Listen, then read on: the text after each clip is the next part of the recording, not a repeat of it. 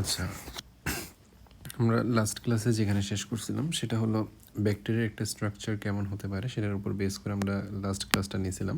আজকে আমরা এর পরবর্তী টপিক থেকে শুরু করব, যে ব্যাকটেরিয়ার স্ট্রাকচারের মধ্যে থাকবো, বাট ওখানে আরও পড়া আছে, ওগুলো আমরা কমপ্লিট করব। যেমন আমি একবার একটা মিনিট, আমার এখানে আমি স্ট্রাকচারগুলোর নাম আমরা লাস্ট ক্লাসে পড়ছি এখানে, তারপর আমি একবার রিপিট করে দিই। যেমন এটার ভিতরে যে একটা মেমব্রেন থাকে, দেখো দুইটা জায়গায় আছে, একটা হচ্ছে বাইরেরটা, একটা হচ্ছে ভিতরেরটা। বাইরের যে প্রাচীর, এটাকে আমরা বলি কোষ প্রাচীর, আর ভিতরের লেয়ারটাকে আমরা বলি সাইটোপ্লাজমিক মেমব্রেন। এটা অনেকটা কোষঝিলির অনুরূপ। আমাদের কোষঝিলি দেখতে যেরকম ফসফোলিপিড বাইলেয়ার, ওদের কোষঝিলিটাও একই রকম ফসফোলিপিড বাইলেয়ার। তাহলে এটা হচ্ছে তাদের আবরণ। আবরণের ভিতর কী কী থাকে, এখানে যেটা থাকবে হচ্ছে অবশ্যই সাইটোপ্লাজম। এই সাইটোপ্লাজমের ভিতর কী কী পাওয়া যাবে, যেমন একটা বৃত্তাকার ডিএনএ পাওয়া যায়, যেটার নাম হচ্ছে প্লাসমিড। এছাড়াও ব্যাকটেরিয়াল ক্রোমোজোম পাওয়া যায়, যেটা ক্রোমোজোম না, ডিএনএ হিসেবে থাকে, তাও একটা বৃত্তাকার ডিএনএ। আবার এটার মেমব্রেনটা ভিতরের দিকে গিয়ে একটা ফোল্ড তৈরি করে, যেটার নাম হচ্ছে মেসোজোম। আর এখানে অনেকগুলো রাইবোজোম একসাথে থাকে, যেগুলোর নাম হচ্ছে মুক্ত রাইবোজোম। এগুলো ছিল আমাদের লাস্ট ক্লাসের পড়া। আবার এখান থেকে কিছু এরকম আঁকা বাঁকা কিছু চুলের মতো কিছু অভিক্ষেপ বের হয়, যেগুলোর নাম হচ্ছে ফ্লাজেরা। আবার কিছু সোজা বাটি খাটো কিছু জিনিস বের হয়, এগুলোর নাম হচ্ছে পিলি, ফ্লাজেলা এবং পিলি। আবার কিছু কিছু ব্যাকটেরিয়াতে এই প্রাচীর, কোষ প্রাচীরের বাইরে আরেকটা লেয়ার থাকে, এই লেয়ারটার নাম হলো ক্যাপসুল বলা হয়, এটাকে স্লাইম লেয়ারও বলা হয়। ঠিক আছে, আচ্ছা, তাহলে এতটুকু আমরা গেলাম। আমরা এরপরে যেটা বলছিলাম কোষ প্রাচীর, এখন আমরা একটু ডিটেলসে যাব।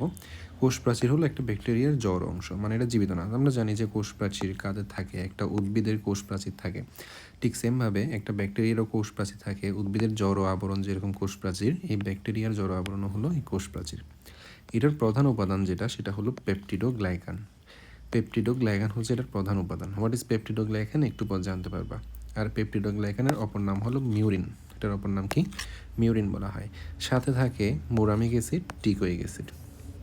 তাহলে প্রধান উপাদান হলো পেপটিডোগ্লাইকান বা মুরিন। আর এটার সাথে সাথে কি থাকবে? এটার সাথে সাথে থাকবে হলো মোরামিক অ্যাসিড থাকবে, আর টিকোইক অ্যাসিড থাকবে। তাহলে এখন এই যে পেপটিডোগ্লাইকান লেয়ারটা ধরো, আমি একটু পর বলতেছি। পেপটিডোগ্লাইকান লেয়ার কিছু কিছু ব্যাকটেরিয়ার ক্ষেত্রে পুরু থাকে, পুরু থাকে মানে হচ্ছে একটু মোটা থাকে, হ্যাঁ। আর কিছু কিছু ব্যাকটেরিয়ার ক্ষেত্রে এটা পাতলা থাকে। যদি এটা মোটা হয় তাহলে মনে করো এটা আরেকটা, তাহলে এটা যদি মোটা, এটা পাতলা। তাহলে যাদের মোটা লেয়ার থাকে ওই সকল ব্যাকটেরিয়াকে আমরা বলি গ্রাম পজিটিভ। আর যাদের পেপটিডোগ্লাইকান লেয়ারটা পাতলা থাকে তখন তাকে বলি আমরা গ্রাম নেগেটিভ। এটা গ্রাম মানে ওজনের গ্রাম না, এটা একটা বিজ্ঞানীর নাম। বিজ্ঞানীর নাম অনুসারে এটা নামকরণটা করা হয়েছে, একটা গ্রাম পজিটিভ, একটা গ্রাম নেগেটিভ। আমরা বিস্তারিত এখন জানবো এগুলো। আর গ্রাম নেগেটিভ মানে কি? তাহলে পেপটিডোগ্লাইকান লেয়ারটা চিকন, আর গ্রাম পজিটিভ মানে হলো পেপটিডোগ্লাইকান লেয়ারটা অনেক মোটা থাকবে।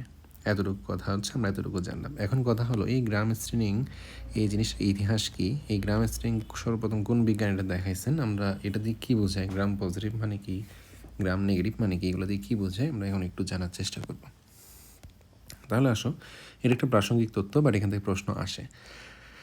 এই জিনিসটার ওভারঅল যে প্রসেসিং, গ্রাম স্টেনিং মানে হচ্ছে আমি যখন একটা ব্যাকটেরিয়াকে, যেমন ধরো এই যে একটা কোষ, এটা একটা কোষ, এই কোষের ভিতরে ছোট্ট একটা ব্যাকটেরিয়া আছে। এই ব্যাকটেরিয়াকে যখন আমি মাইক্রোস্কোপের নিচে দেখবো, মাইক্রোস্কোপের নিচে আমরা কী দিয়ে দেখি? স্লাইড দিয়ে দেখি, এটা তোমরা সবাই জানো ল্যাবে যারা গেছো। তাহলে এই স্লাইডের নিচে যখন আমি মাইক্রোস্কোপে এই ব্যাকটেরিয়াকে দেখতে চাইবো, তখন কিন্তু এই যে ব্যাকটেরিয়া, এটা কিন্তু নর্মালি মাইক্রোস্কোপের নিচে দেখা যাবে না, যতক্ষণ না পর্যন্ত আমি তাকে স্টেইন করি। স্টেইন মানে হচ্ছে একটা কালার দেওয়া থাকে। যতক্ষণ পর্যন্ত তাকে আমি একটা কালার দেবো, ততক্ষণ পর্যন্ত আমি তাকে বুঝবো না। এই কালারটা আমরা অনেকভাবে দিতে পারি।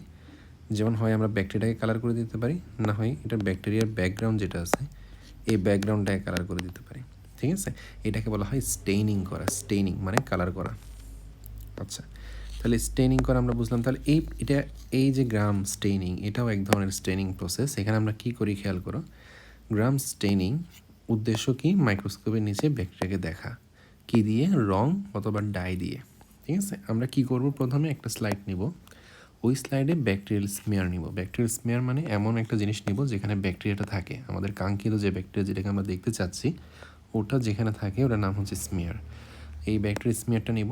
নেওয়ার পর ওই যে স্মেয়ারটা আমি নিলাম, এই যে মনে করি একটা স্লাইড, এটা একটা স্লাইড ধরো, এই স্লাইডের উপর আমি একটা স্মেয়ার নিলাম, যেটা অনেকটা এরকম একটা স্মেয়ার নিলাম। এবার এই স্মেয়ারের উপর আমি কি যোগ করলাম? আমি যোগ করলাম হলো ক্রিস্টাল ভায়োলেট রং দিয়ে দিলাম। এগুলো ল্যাবে পাওয়া যায়। এই ক্রিস্টাল ভায়োলেট রং যখন আমি দিব, ক্রিস্টাল ভায়োলেট রং দিলে সে কী কালার? ক্রিস্টাল ভায়োলেট কালার মানে ভায়োলেট কালার দিব। তাহলে সে এটা কী কালার নিয়ে ফেলবে? ভায়োলেট একটা কালার নিয়ে ফেলবে। ভায়োলেট নেওয়ার পর আমি তখন তাদেরকে আয়োডিন দিব, যাতে কালারটা শক্তভাবে সে নেয়, সেই কারণে আমি কী দিব, আয়োডিন দিব।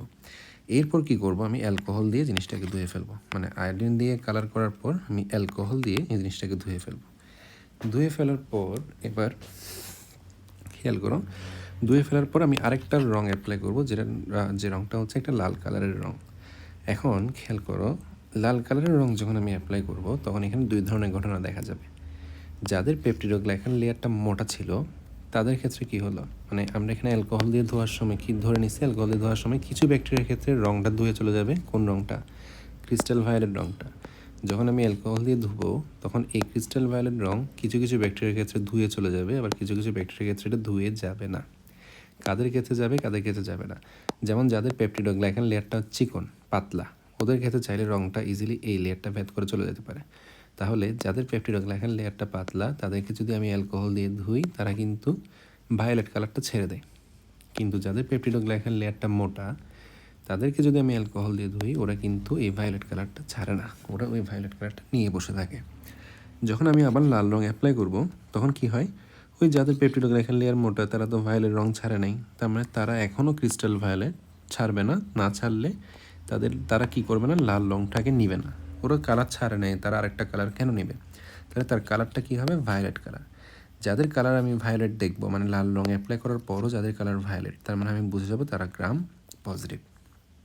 মানে হচ্ছে সে গ্রাম স্টেনিং, মানে কি, এই যে প্রথম ক্রিস্টাল ভায়োলেটটা দিলাম, এটাকে বলা হয় গ্রাম স্টেনিং। ও যেহেতু গ্রাম স্টেনিং নিছে, তার মানে সে পজিটিভ। বুঝতে পারছি? আর যাদেরটা পাতলা, তাদেরটা অ্যালকোহল দিয়ে ধুলে চলে যাবে। যখন আমি লাল রং দিব, তখন সে লাল কালার হবে, তখন তাকে আমরা বলি গ্রাম নেগেটিভ। তাহলে আমরা মাইক্রোস্কোপের নিচে যখন এই স্টেনিং করে দেখবো, মাইক্রোস্কোপের নিচে যখন একটা লাল কালার ব্যাকটেরিয়া দেখবো, তার মানে আমি বুঝে যাবো ওই ব্যাকটেরিয়া একটা গ্রাম নেগেটিভ ব্যাকটেরিয়া।